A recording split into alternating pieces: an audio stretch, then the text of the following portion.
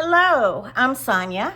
A dear friend of mine is getting her eyebrows microbladed and lash line enhanced in a couple of weeks, and I've had such incredible results with my aftercare routine that I'd like to show her and you how a microbiologist cares for this investment to get the best result. The first step to this aftercare routine is to wash your hands. See, the goal of all these steps is to ensure that you have a lowest possible bioburden level in these areas so that your skin can focus on healing without having to fight against any possible infection. In addition to sterile gauze, link below in description, you'll want to use distilled water. The second thing I do is prep my sterile gauze. I try to open the package without touching the inside, then spread it out on the counter, and then I will place about 4 or 5 gauze pads on that open package to have them all ready to use. Next, I pour a little bit of the distilled water into a clean, dry cup. The goal here is to keep the water clean by not having the original container open for very long. Then I dip half the gauze into the water. See, I do not want it to be too wet to avoid it dripping into my eyes. So I fold the gauze to let the dry bits soak up some of the water, so I can gently wet my eyebrows and my eyelid in case you get lash enhancement as well. My friend is also getting lash enhancement, so keeping the eyelid area bioburden free helps healing that area as well. Now, this is what I use to reduce the number of bacteria in the area.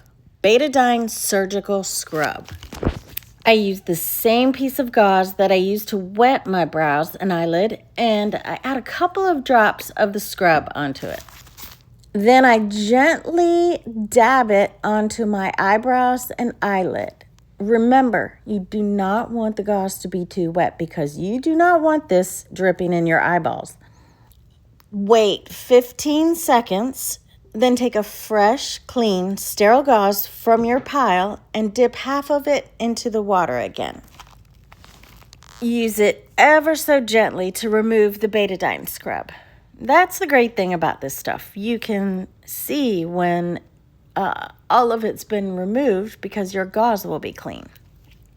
Once again, I just want to reiterate that when you're doing this, make sure that the gauze isn't so wet that it drips into your eye.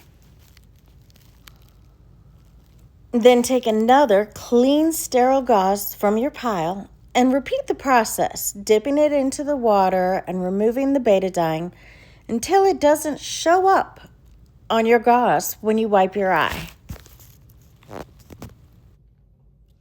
And finally, take your last piece of dry gauze and pat your brows and eyelids dry. Now, Lisa from Arch and Edge in Raleigh gave me this hustle butter, but if you didn't get ointment from your artist, I will link some in the description box below.